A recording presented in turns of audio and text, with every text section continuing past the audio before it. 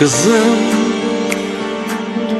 sensiz olmasın bir günü, əzablarla dolarını.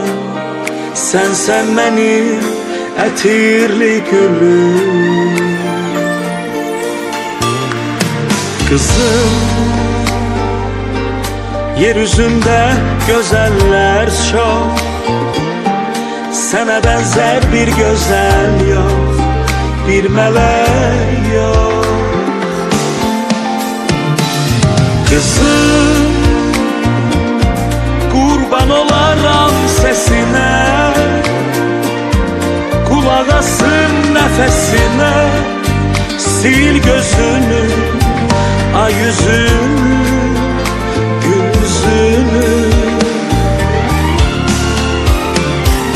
Sen ne kadar büyüsen de benim gözümde her zaman uşaq kimi qalacaqsan. Məni başa düşəcəksən, nə vaxt ki sən özün övlad sahibi olacaqsan. Sən nə qədər böyüsən də mənim gözümdə hər zaman uşaq kimi qalacaqsan. Məni başa düşəcəksən, nə vaxt ki sən özün övlad sahibi olacaqsan.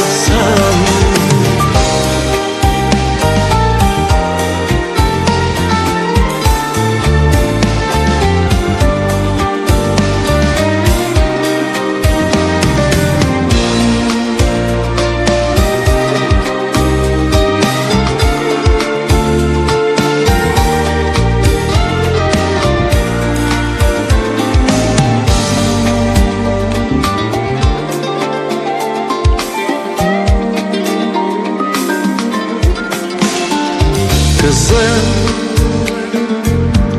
sen atanın dünyasısan,